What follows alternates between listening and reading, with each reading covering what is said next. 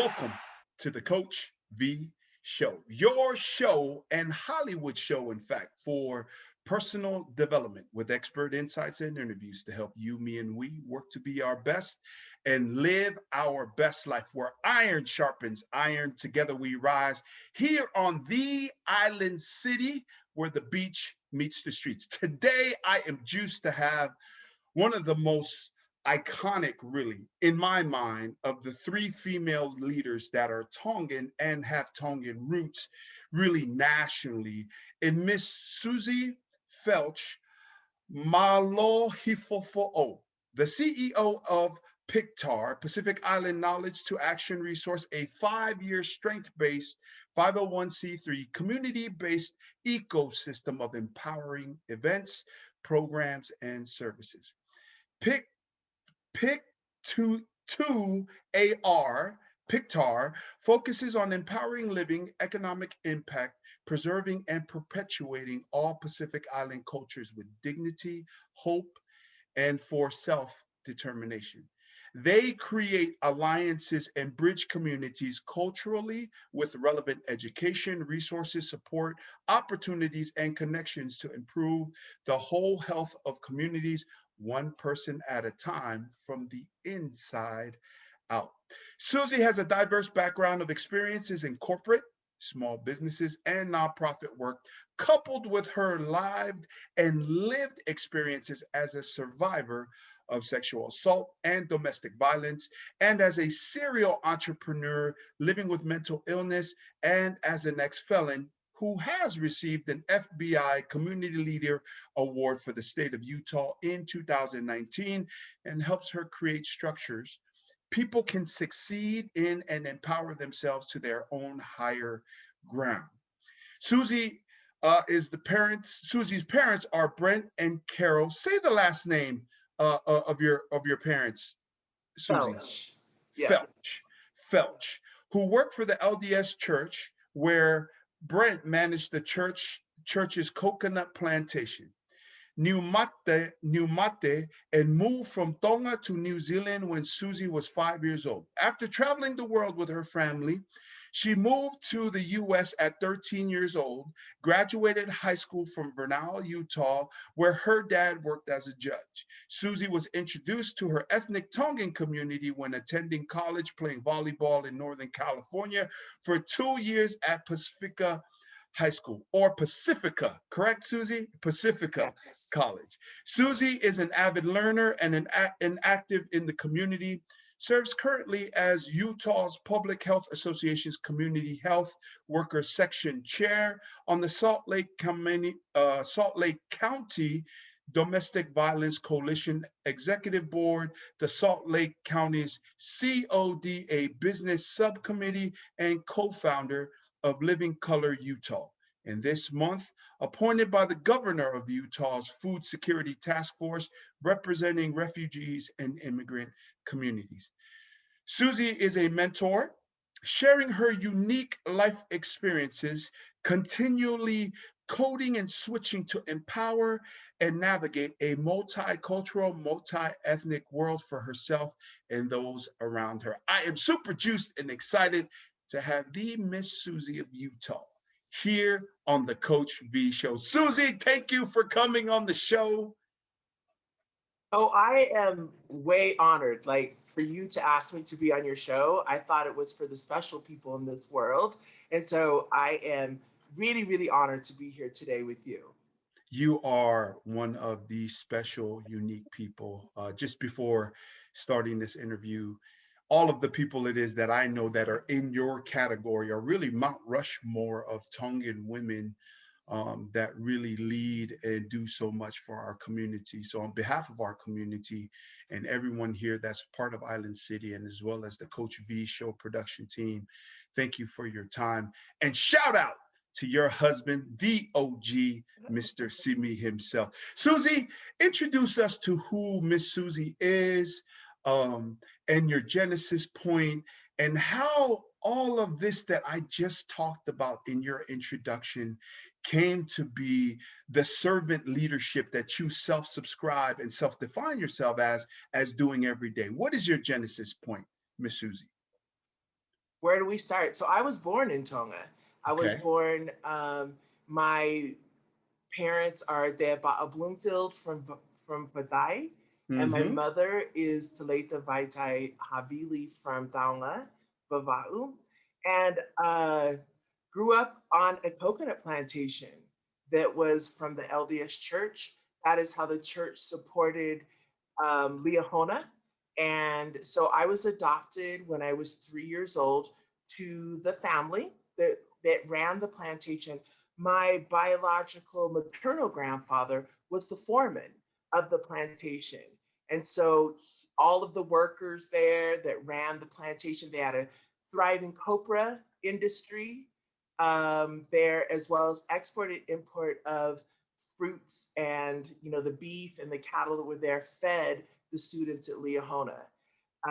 And so at 5 years old, I was actually 3 when I was adopted, and my parents had the law changed in Tonga with Queen Salote, and so I Mm-hmm. was the first child adopted outside of the Tongan community.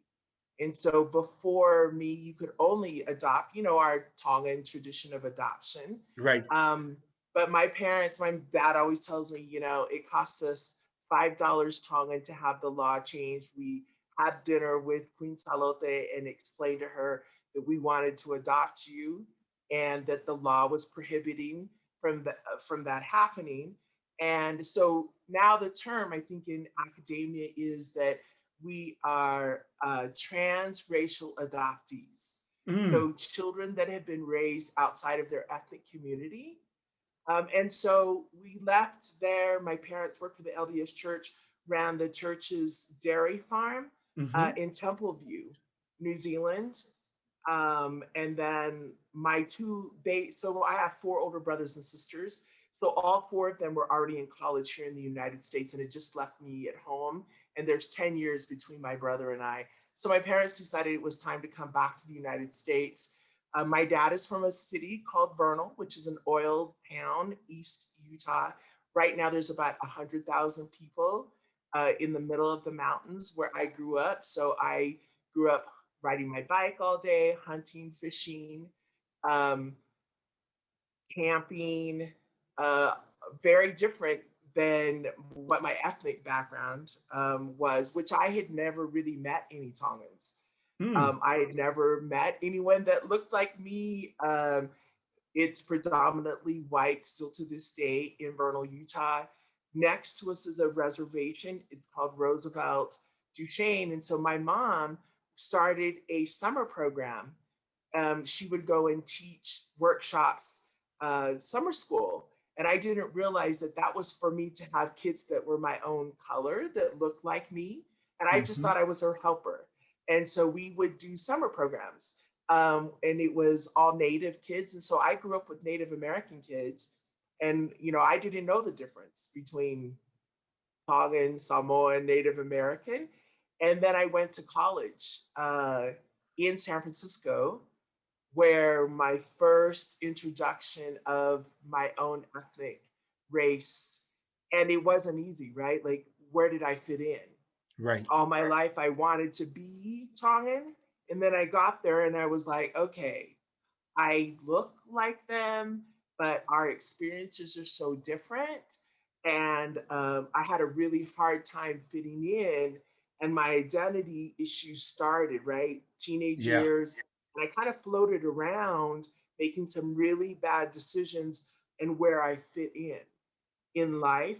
And then through just life in itself, I think going in and out of jail may have been some help for me.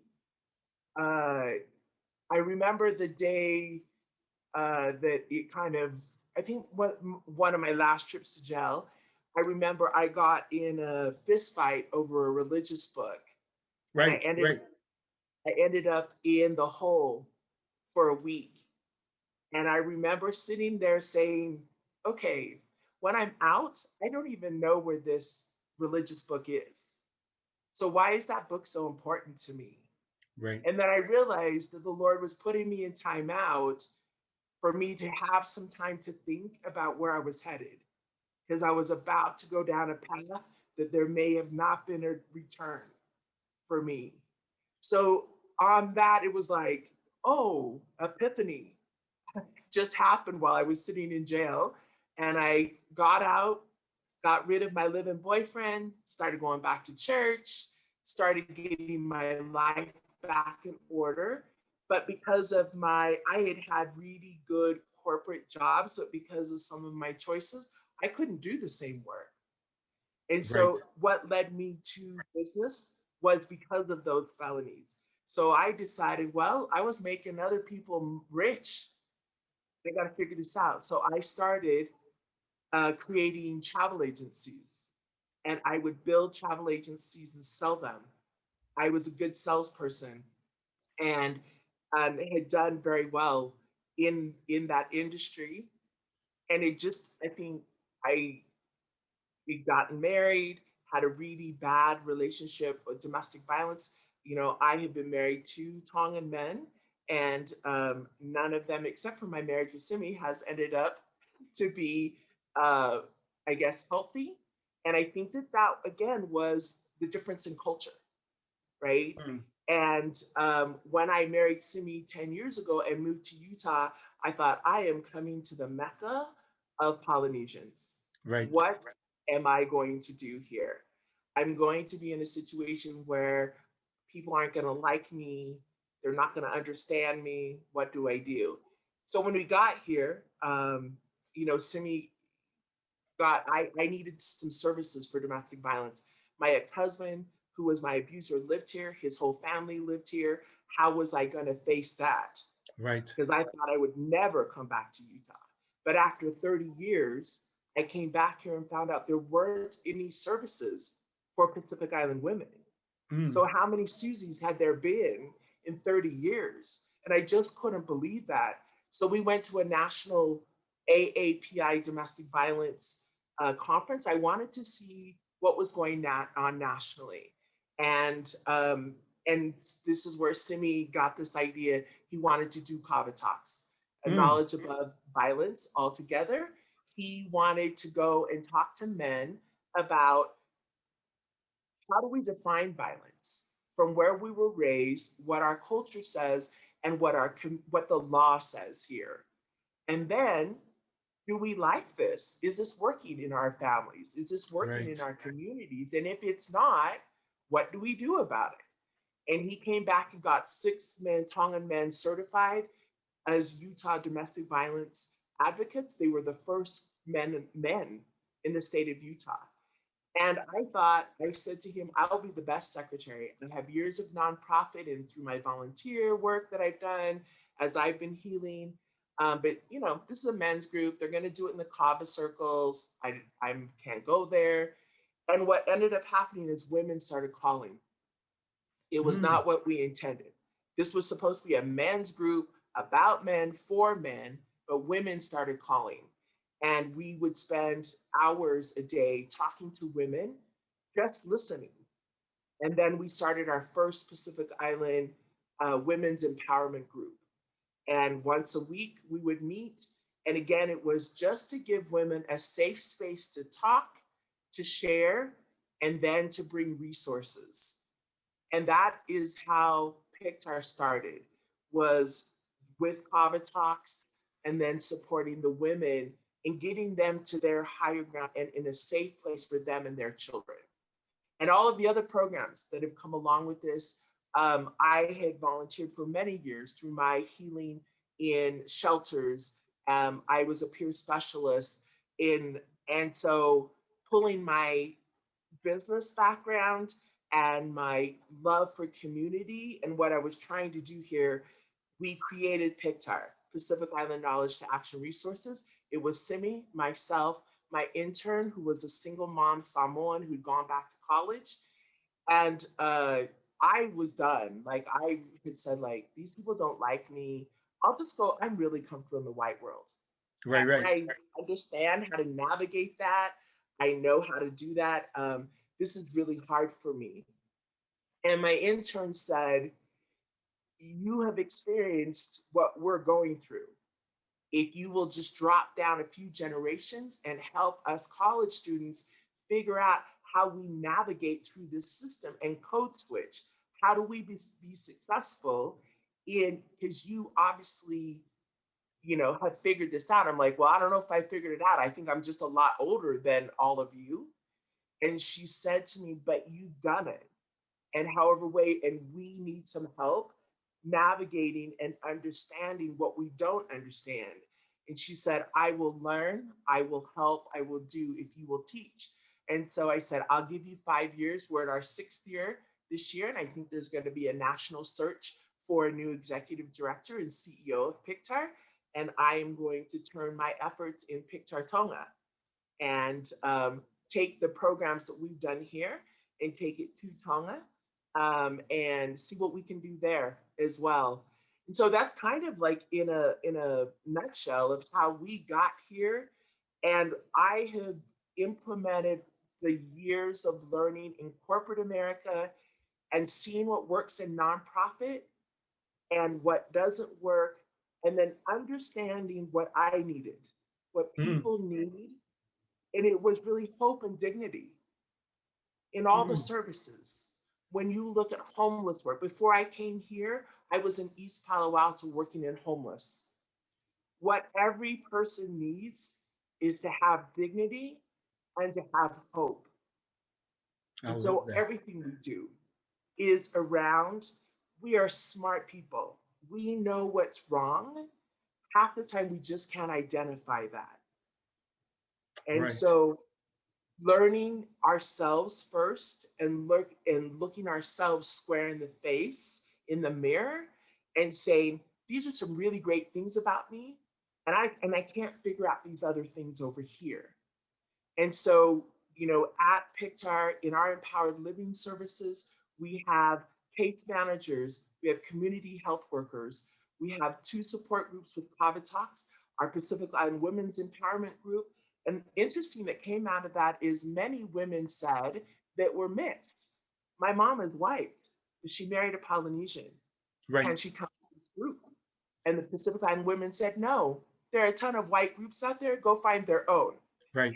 But we said there are reasons that women that are married to Pacific Islanders can't find culturally relevant, because if they go to a mainstream support group, they're not going to find what they need, Right. right? And so now we do is in our data, I just pulled our data. In the last 6 months, we have serviced 465 people and their families.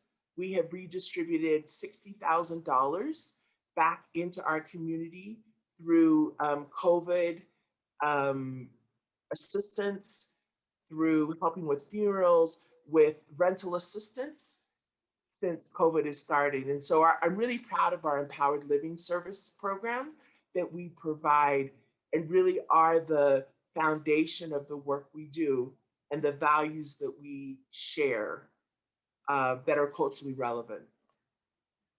That is phenomenal.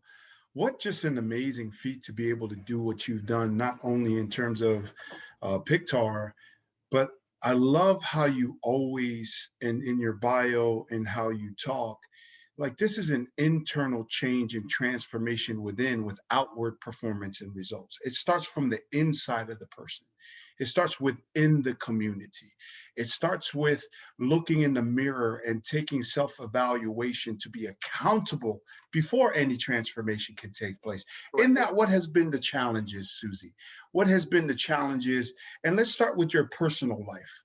And you're saying it's like this meet Jesus moment when you're in prison, right? And I know from scripture where it is just renowned, where Saul, the biggest killer of Jews, on the road to Damascus has this transformative, he's blinded, right, and becomes Paul and becomes, falls to the ground. For you, that when you were talking about being in prison and being in the hole, how did that all manifest, and start with the challenges that became your opportunities and became, hey, this is how I learned to be this. Can you talk about that, please, Susie? Yeah. So, when I asked myself, when have I been the happiest in my life? Mm, What I realized is when I was growing up as a child. I come from a very privileged white family that was very structured. mm, So all of those things that my mom and father had put in place was made it very easy for me to revert back. Family prayer was at this time in the morning. We read our scriptures, we had breakfast, we went to school, we came home, did these things. And I'm grateful for them that they were repetitive and structured the way they were. I often tell parents that feel like they have youth that have gone astray. Always say, I was one of those youth, and they right, can't believe it, right? right, And the right, way that I found my way back was that my parents had put the structure together for me to find my way back. And so, as a parent, you may think that it's not working what you're doing, but keep doing it. Keep loving, even if it's hard and you think they're not paying attention. A child like me that thinks back to themselves and says, this was success back then. I was able to put myself back on track right. because of their learning. That's right. My parents were probably shocked that, when I tell them that, but they had done everything they could have in their power. And I Right. always tell parents when I work with them, stop coddling your children. Had my parents just said, drop. You then hit the bottom. The faster you hit the bottom, the faster you will be able to get out of it. Right. Right. Right. And so when I would say all kinds of things. I was the child that I'm glad. I used to tell my Tongan mom, I'm really glad that you didn't raise me because you would probably have killed me because Right. Right. I was allowed to speak my mind. I was allowed to, my I was raised LDS, and so I would use the scriptures to against my parents and say, I learned today that I have free agency, so I'm Right. choosing not to Right. go to Right. Right. anymore. Right. I'm choosing to drink and smoke because you said you've never done it, and I don't know that it's bad for me. So I'm going to choose to do that since I have free agency now, Right. right? And so I have always been a child that couldn't learn things by just people telling, you know. And when I left home, my dad gave me a father's blessing and said, Susie, if you get to heaven, it's because you did it yourself. If I could get you there, you'd already be there. And Mm, we hope that we've taught you those skills to take care of yourself. We just want you to be happy, whether it's in church or not in church or this or that. We've done our job at this point. And that wow. to me was like, wow, okay, I can do whatever I want to. But what I found was what I was truly looking for, I had to go full circle, right? Because it was exactly what I was raised on. Right. Right. And well, and even though, as you know, as a serial entrepreneur in selling successful businesses, that only success breeds success. But on the other hand, the road to success is both failure and success. And even though only success breeds success, processes, protocols, procedures, like you said, structures, like you do these things, and then this is the output. But then also, life struggle, failure, embarrassment, and failing over and over again really is the faculty of life that teaches us like no success can. And then only through experiencing the dark can you really appreciate the light. Only going through and having freedom of agency, right, Susie? And making the wrong choices and seeing the consequences of our choices, or how our decisions impact our destiny, can we now appreciate the good in life. Talk about that, Susie. Come on, that's some Well, real talk, right? I don't really believe anymore that there are mistakes. I Right. think that those are challenges for us to learn because that's how we get the skills that is needed for the future. And I Right. can say that because I'm almost 60 years old at this point, right? And it's been 22 years since I got a felony. It Right. took me 19 years to actually be awarded. When the FBI called me to give me this award, I thought they were lying. I said, Right, oh right. no, I'm not coming to your office for no fingerprints because something could have come up in my past. And I'm not coming to do that at all, right? And I I don't really believe that all challenges are not mistakes. That we take those challenges and we stand on them and not let them bury us. That is, I think, the struggle. Is how do we face those things? And I tell people now that I work with in business, sometimes you just got to put the big girl panties on and have that conversation, Right, right? right. And like, if you can't have that conversation, then you weren't made to be in business.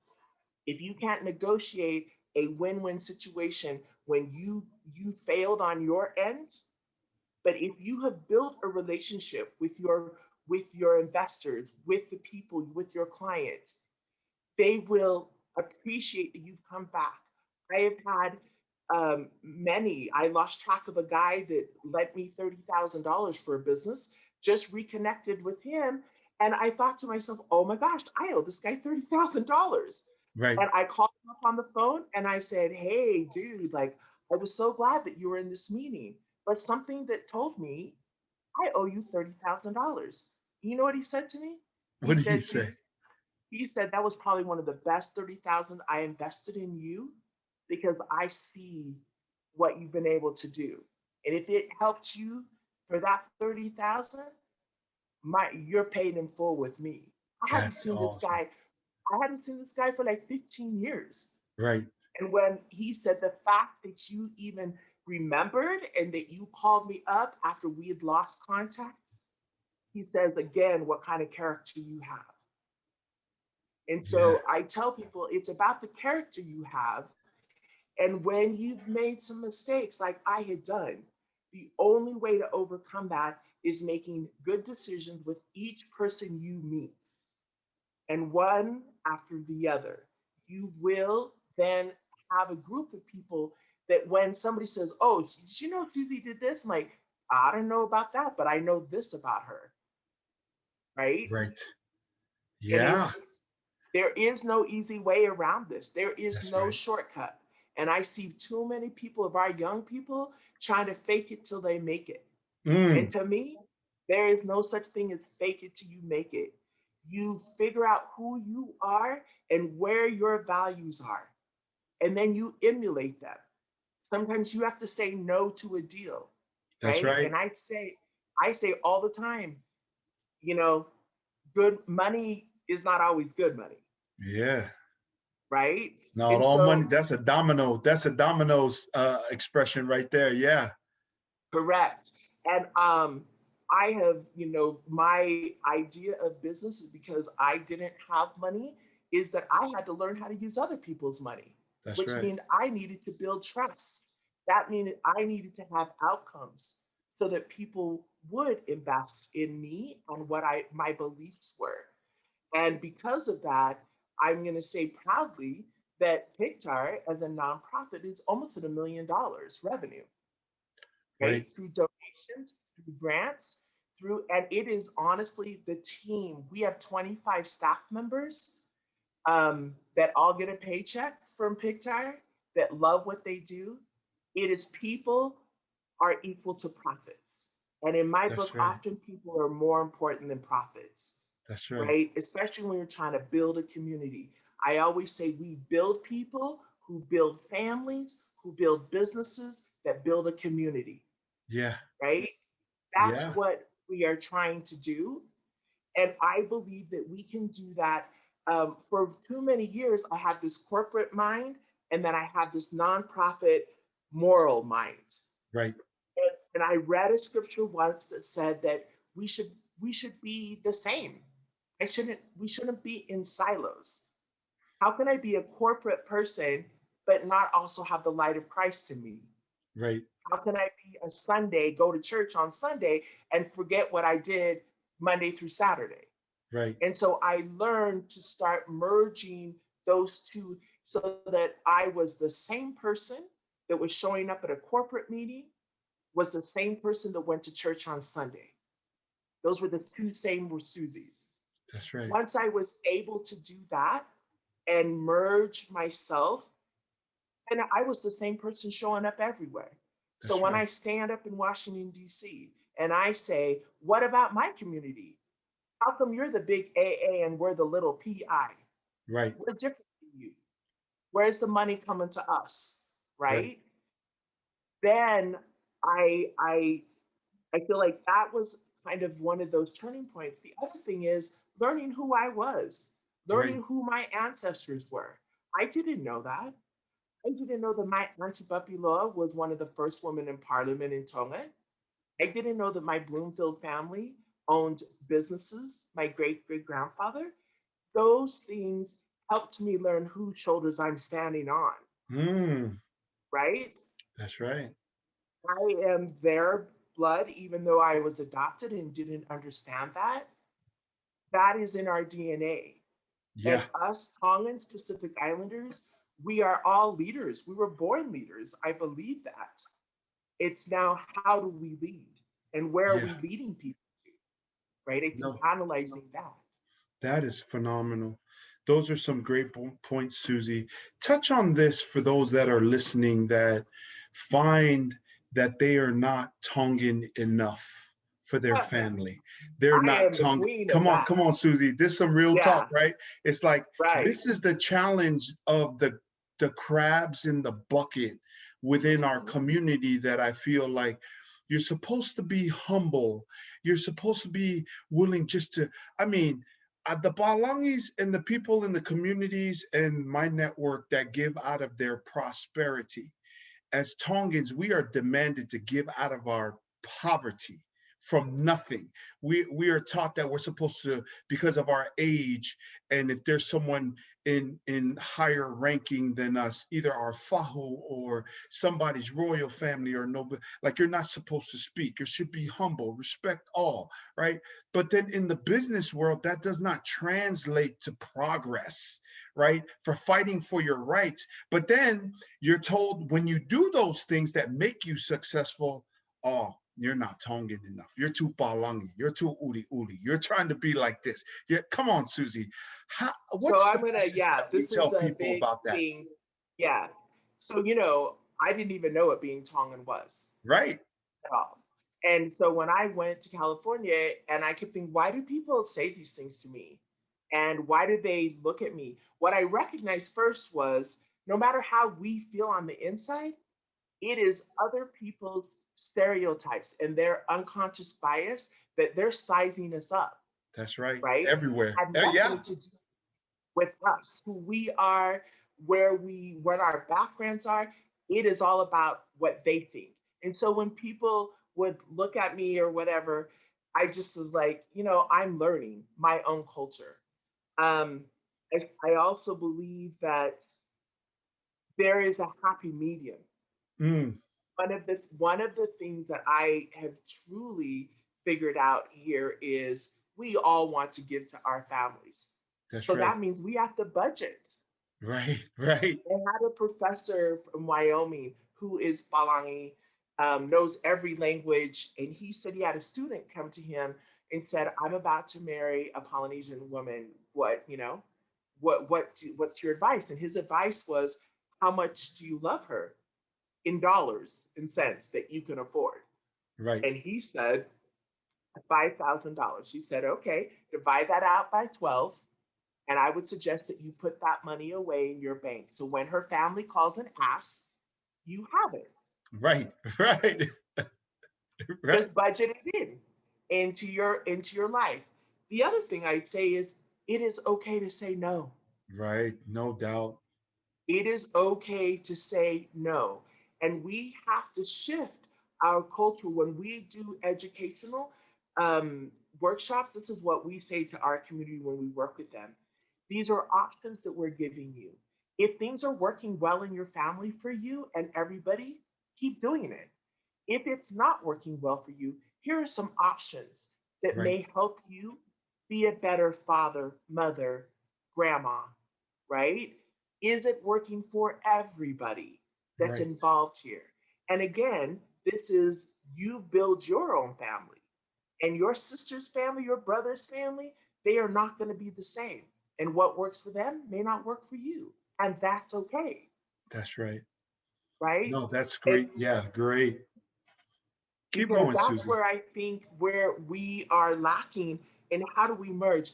I love our Tongan culture. I am very proud to be Tongan, right? And I try to I have been to Tonga since marrying Simi, been there several times, and understand those practices now in Tongan context, and understand now how they've moved here to America, um, and that but we don't live there anymore, right? And that there are some things, and if your focus should be your family, but you have a responsibility to your own flesh and blood in your own four walls first. It's like that oxygen on a plane. Breathe first, then give it to the other person, Right, right? right. And so we take that concept is you can help people. I tell college kids or kids that are looking at going to college, put in 4 years if this is what your choice is. College is not for everybody. But if you can do this, do 4 years, get out, and you can help your family better. But Yeah, if yeah. not, get a different, go to a trade school, get some kind of education. If you truly want to help your family, you're going to have, I mean, you have to make a little bit more money. And whatever that, you got to have a side hustle, right? But I Mm-hmm. always go back to, and people will say, I'm very balangi uh, in the way I speak, in the way I think.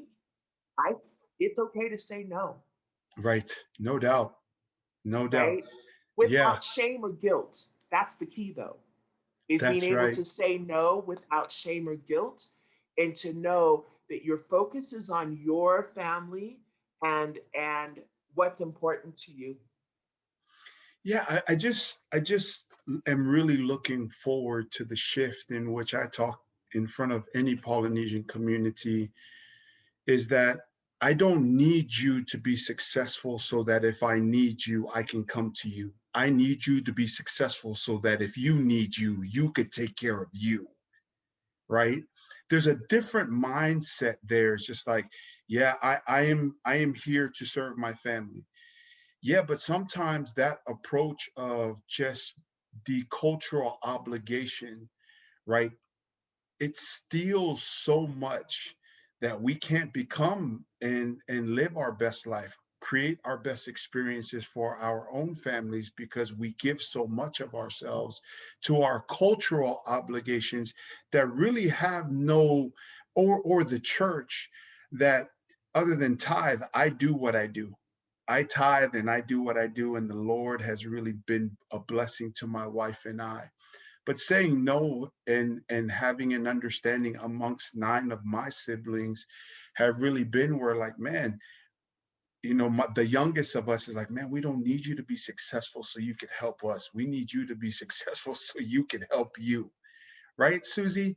Have you Yes, seen a shift yes, like that start to take place? Because, like you said, Utah is the mecca, and I wouldn't know if it would be for Polynesians for me, but definitely Tongans, right? yes, There is no other FBI agents that I've seen other than the Salt Lake office. I've never seen people like uh, Fotu, who used to serve in government there, or the Moronis that are there that build all of the church facilities all over the world, right? Like his construction company. I haven't seen people at that level anywhere else to the amount of people like that yes. and that got that No, I kind of agree. cheddar like in Utah, right? Am I wrong or right? Yeah, no, no, you're right. And that's we are blessed in Utah that we've got lawyers, doctors, Yeah, immigration lawyers. When I need a resource, I got a Polynesian that I can reach out to, right. right? And LCSW, psychiatrists, like we got it here, which is beautiful.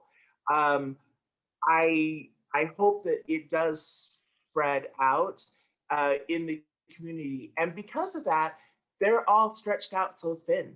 Yeah. Again, giving back to the community. Every one of these very successful people are spread so thin um, in doing diversity work and helping their own families.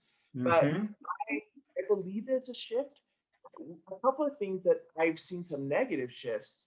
I have never seen more Pacific Islanders in shelters. We have Mm, more Pacific Islanders. I never ever thought in my lifetime that I would ever see Pacific Islanders in shelters, especially Tongan, mm, but we now have young women leaders that are picking up their kids, girls in shelters and dropping them off to attend church functions, um, which is a very scary thought, right? mm-hmm. So, as we have these ideas of like, we're going to say no and we are not going to help, I can't help but think that that is dividing in some instances that maybe attributing to why we have people in shelters. I have met young people in shelter parking lots where both parents live here and both grandparents live in this state. And when I say, why don't you want to, first go to your family? And they say, because his family doesn't like me and my family doesn't like her because of these things. And so we're choosing to go to the shelter, Right. right? And so I think this may be some of those negative effects when we start to be independent Mm, and start saying, no, we can't do that. We're trying to just feed our own family right now. We can't do that anymore. And so I do see some shifts, but I believe there's going to be some negative effects on that for a bit um, before we see some positive stuff here. But that is my hope. I think the kids that are in college right now, and you see more kids in college now are living on their own. Before in my generation, I was like a Tongan girl that had her own home. That was crazy, right? I remember my Tongan mom saying, "You know how embarrassing you are? right, right, You have a place. Like good girls don't do that." right, And right, my right, mom right, raising was like, "I don't want to live with you. I'm 21. I have my own car, my own, house. I don't need to live with you." But that cultural, right, clash, right, you know, that I had lived through. Now I see more young ladies and more young men having apartments. right, They're learning independence at a much younger age instead of going from mom and dad's home to being married, right, right? Do you see right, that? I see that being able to work, right? I'm seeing more kids. Our youth entrepreneurship program is amazing. We had an 8-year-old that made $1,000 in 4 hours, right? Is yeah, that now kids are like through our programming?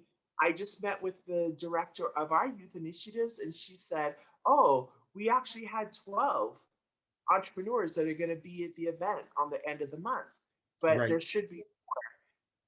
When I was growing up, I didn't know any Polynesian kids that were out selling anything, trying to make a living, offering to go to walk your dog for $5. And so I see that the next generations, as they learn independence, my hope though is that they never lose their roots and to be anchored into their Pacific Island culture, right? I yeah, have a very strong belief that too many of our people came to this country thinking to do away with all of our information and strengths, and that the American way and the white way was right. I keep saying we didn't come here without strengths. right, Our leaders, they were navigators, they were discoverers all over this world. So we came here in our DNA with strengths already. We came here to build on them, not to start from scratch, ah, amen, real talk, right? Is we came here, like I talked to, now we have businesses now that are going to the next generation. Had a young man say to me, "Oh, my dad started this business and he did everything wrong and he barely speaks English." And I said, "Now let's hold up now. right, This is This is a Bob dad that put you through college, that got you a degree, that put food on your table, That's and right. you go to a foreign country and speak and build a business. Now your job is to step in there and Yeah. do whatever to Take it to level the up. next level. Yeah, baby. Yeah, that's right. You will, I don't want to hear that your dad didn't do it the right way. He did it. And his business is still, whether it be a yacht business, whether it be a courier business, whatever that business is, even that import export where they're selling gunny sacks full of roots crop. Those are all businesses. And I tell kids that are now starting to figure out, oh, my mom and dad had a business. Yeah, you should be standing on those shoulders proudly to Amen. level it up, right? That's why they brought you here. So that fob dad, that fob mom, that's what they did and should be very proud of it. That's right, Susie. In that, to everybody tuning in, thank you so much for tuning in to the Coach V Show. Tonight, we are featuring the Miss Susi Feltch-Malohifo'ou, and she is here with us from PIK2AR. She's currently the executive director. And in that, Susie, well, what is your message to the world? My message to the world is root yourself in positive in your ethnicity, right? I believe that there are strengths in every Pacific Island culture. We are leaders, and understanding that we are here in this country because we were meant to be here. And how do we level up as a people and as a community, as a father, as a mother, as a grandmother, right? Um, and my message is help each other, collaborate, be honest with each other, learn who you are. Unless you learn who you are and can face your own demons and your own trauma, you will not be the best father, mother, business owner, community leader without looking at your own biases, unconscious bias. We all have them, Right. right? Knowing your own strengths, knowing your own weaknesses. As a business owner, I knew that there were some things that I wasn't good at. Why was I struggling to do that? Contract it out. Get somebody better than me, right? Always be looking to learn, get mentors, find the people that you look up to that are the best in your industry. 9 times out of the 10, they will help you. They want to mentor you. Build your team that's going to Mm, support you to be the best that you can be. And I say, trust yourself. mm, I'm not a believer that the way society says you have to do business needs to be the way to do business. I don't go out and get a loan, right? I find partners that got money, that right. believe in what I'm doing, and we go out and we make money together. And that's probably not the way business is. It is okay to be different. That is your strength. Our uniqueness is our strength, right? And taking those challenges and making sure that they build you and level you up and that they don't bury you is so important. I think those are probably 3 or 4 things that I would say to any person is in our mess is our message, Mm, right? And I always say is that mess that you may think you're in, there is a message in it that you need to share. There are skills that you need to mentor others, teach others. And I think that I have a saying that says, each one teach one. right. Whatever you know, teach the next, right? Give back to your community. Um, I also tell parents this that say to me, I wish I could help you. I say, your job right now is to raise your children because I don't want to be servicing them in 10 years, Right. right? Right. And I say, all of this community stuff, time and place. I'm 58, almost 60 years old. I have the time. This is my time to give back. You will have that time too when your children are grown. But Right. right now, I need parents to do their job as parents So they're not going out and getting services in 10 to 15 years and going to shelters. Parents do their job. That's awesome. What a great message. That's a great overall message right there, Susie. And then talk to us about how can people find out what PIK2AR is? How can they connect with you, get a hold of you? And what are your current programs right now that you're really excited about? So you can always go to our website, pik2ar.org, is our website, and we've got all of our programming. So we're three prongs. So our empowered living services that I talked to you about, which are direct services, 24/7 care. I mean, our case managers are working hard every day. The second thing we do is our Pacific Island Business Alliance. If you have a business, please link up with us. We have 3 chapters. We have one in Salt Lake County, Utah County, and Arizona. These are all online. We service people. We have micro lending loans that are available. I have a group of investors that have said, if you come across some people that fit this, please let us know. There are people that want to help our communities. And then the third thing is our Pacifica Enriching Arts of Utah is we have to find things that are positive for our kids and for us to anchor ourselves in. And we pick the arts. We are amazing singers. We are amazing craftsmen. And I wanted to get away from this whole football, sports. Right, right. Only, like you could do that. Because I mean, Tony Finau is from Utah. He's from there, right? Yeah. We have, you know, Halotingata is going to be a Hall of Famer probably in football, right? But we have all that. But if that's not you here, right, Susie? Yes. Yes. And we wanted to give people something else, especially our kids, to anchor themselves in our Pacific Island culture that was positive. Because too many, when I speak at university, high school conferences, too many times when I ask kids, what makes you Tongan? What makes you Samoan?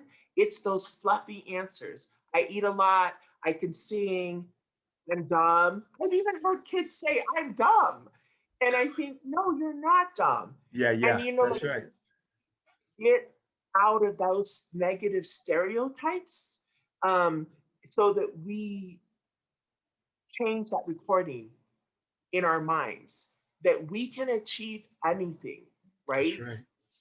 We are discoverers. We are our grandparents' children, and they navigated this world. We are all discoverers. And so I always want to say, stand on your ancestors' shoulders. Each one of us should know who our ancestors are by name, should know what village you're from, know that history, because with that will be your strength of your foundation that no one can take that away from you. That's what I had figured out. No matter what I sound like, think like, no one could take away that the blood that runs through my veins is 100% Tongan. And may not be the stereotypical, but that's okay. And once I could get through that hurdle to say, I am Tongan, I'm just different than everybody else, and that's okay. It was like, I'm good. And so Right. my message to young people is you're not faking being nothing, right? You are who you are, where you are today. You don't have to speak the language. You don't have to know how to do a dance because the Right. blood that runs through your veins is Pacific Islander. And I don't care if it's a drop or full. And I think getting that across to ourselves and to those that have been raised in this country and our youth will go a long ways if we shift from where that social, I think, where society says we are, Right. right? We shift that. And I think for too long, we've been waiting for other people to tell us it's okay, Right. That's right. That's right. right? So we shift us. Thank you, Susie, for that. And then finally, shout outs. What are your shout outs? Shout out your team, shout out who you want. Who can we shout out on the Coach V show? Oh my gosh, I would say the whole team at PIK2AR, every one of the leaders of our programs, and we have so many, but they know who they are. I would say that my partners nationally in the Asian American Pacific Island, the Bill Amadas, the Walmarts, the Comcasts, all of these guys that have partnered with me that believe that the Pacific Island community needs a space nationally, that have been our forerunners, but our partners. I would say, both my Tongan parents and my Palangi parents, who it took, I always say, I was such a difficult child. I needed two sets of parents to raise me. Right, right. With both of them, that's who I stand on their shoulders as well. And my amazing husband, who, has built, I think without him, we would have never even started PIK2AR. Sinceritao, who was my intern, who was one of the founders of PIK2AR, she has been an amazing advocate and workhorse with us. No, that is awesome. I appreciate you coming on the show, and that is our time. Susie, I want to thank you again, just for who you are and what you do, and that you are that to all of us. The residual of nationally of the choices that you make have really had a resounding effect to a person here that's broadcasting out of Hollywood, but lives in with a multinational, multiracial family where my wife is half Kas Uli Uli and Palangi, and then my kids are half Tongan. That we can look to something, and that we are okay being who we are, and that's okay to be focused on us, help your family, but we are Tongan. And that's why I reached out to you. Coming back from Disneyland, just my family and I were at Disneyland on vacation, and then my wife and I celebrated our 14th anniversary, and just going through my network of people that I had a short amount of time to get a show in, and all of the things it is that you have done, the example of which you are. Because, right, we tell this to our kids all the time, and the parents is, kids will only do partly what you tell them to, right? But they will do 100% of what they see you do eventually, not when you want them to, but they will come back. We all come back to the modeling it is that we saw from our parents after we go astray and kind of try to figure out our own road. So thank you for all you do to PIK2AR. Coach V and my brand, I look forward to partnering with you and what it is that you guys are doing. Anytime that you feel that I can bring value on air, I'm telling you, I would love to bring value to what you're doing. I feel like there's an alignment between my foundation and what we do for kids through sports, and what you're trying to do in the community there through every avenue possible is just awesome. So really mad respects to you and how you've leveled up going into your 60s, that you're still doing that. I've met Simi online, and I'm just a huge fan of him and all he's done and what you both represent. So thank you for coming on the show.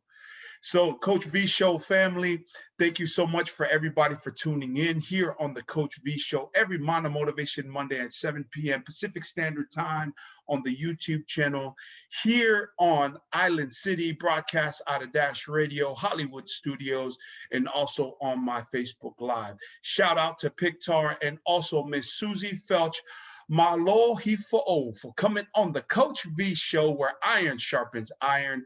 Together we rise. Until next Mono Motivation Monday, we will see you again soon. It is your girl, Susie, and your boy, Coach V, from here in California and Utah, bidding you all one love, mad respects. Until next time, as Susie says, may we all level up. Peace.